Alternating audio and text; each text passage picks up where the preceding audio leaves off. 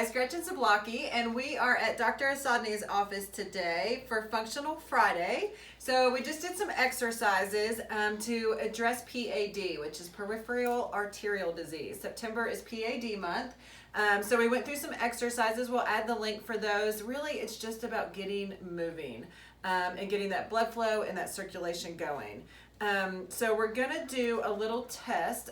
Dr. Asani is running a free screening for the month of September to screen for PAD. So we are here with Miss Jennifer today. So tell us just real quick what PAD is. Okay, PAD is simply just, peripheral arterial disease. What we're looking for is, an abnormal buildup of plaque inside the arteries, hardening outside on the arteries. And that's what our PAD screening does, is we're doing ABIs, or the anchiobrachial index. It's the best baseline screening tool we have to assess for PAD. Okay, and so that's what we're going to do today. Miss Stephanie's going to help us. So we're going to actually do or show the ABI test. And we just wanted to show you guys that it's not painful. It doesn't hurt. So what are we doing? Well, normally I just come in and I feel for a pulse on the foot. If I can find one, then I usually just put my gel on there and then I start and turn on my machine.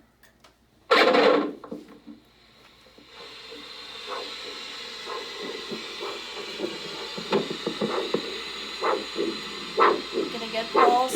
Push that button.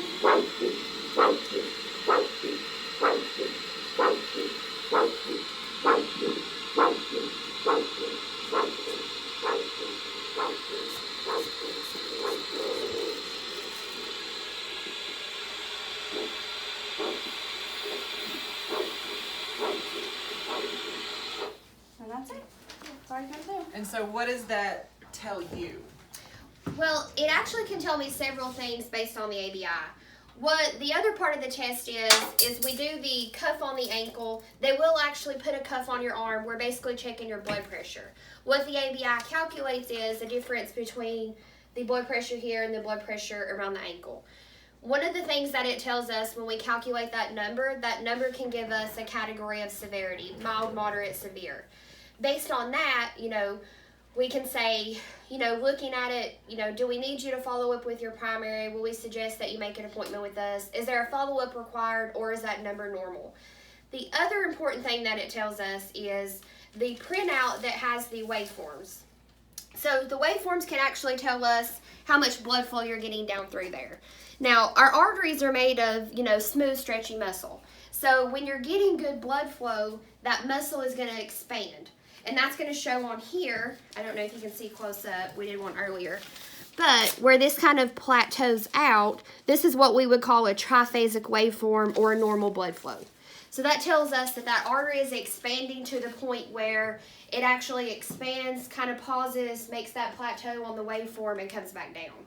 When we have poor blood flow, we'll see something similar to like this. Now that tells us, we call this a monophasic flow. That tells us either that there is a blockage above that's only causing a minimal amount of blood flow to get down to the foot, or, there could be an actual blockage in that artery down there. Monophasic flow is what we don't want to see, because that tells us that, you're getting a limited supply down to the foot. That's going to put our patients at risk for sores, ulcers, tissue death, gangrene. That could lead to amputation. So, all the bad things that are associated with PAD that we don't want to happen.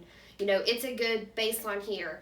If we seen a monophasic flow on there, or if we seen an ABI, that was below normal, then we would suggest, and most of the time someone's going to be here, and a lot of times the ultrasound tech, she'll do the baseline. Yeah. She'll say, hey, Jen, this one was kind of low.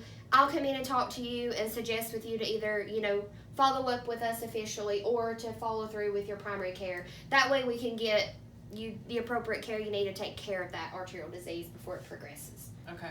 And what are our risk factors? Like who should come get a PAD test? Definitely, our two biggest risk groups that we see are smokers and diabetics.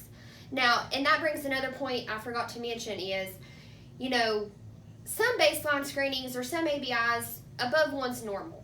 But in our diabetics, you can actually have a number that is too elevated or, possibly too normal.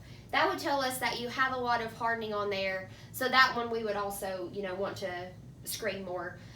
Besides our smokers and diabetics, anyone that has issues with blood pressure, high cholesterol, family history. If someone in your family has had to have multiple arterial procedures done, stents in the legs, bypasses, that could tell us, there is some genetic link to arterial disease. Another thing is people that have had to have, heart surgeries or had to have neck surgeries, because plaque can deposit anywhere in the body. So just like it's built up in the neck or around the heart, it can build up in your legs. And of course, if there's any concern at all, screening, that's what screenings are for. Right. Screenings are for to check, to give you, either some people a peace of mind to know that everything looks good. Yeah. So. Great. Thank you for the info. Thanks for this test, Stephanie. We hope you guys have a great Friday. Again, we'll add the link for the exercises. And remember, for the whole month of September, you can come in and get this PAD screening done. Thanks, guys. Have a great Friday.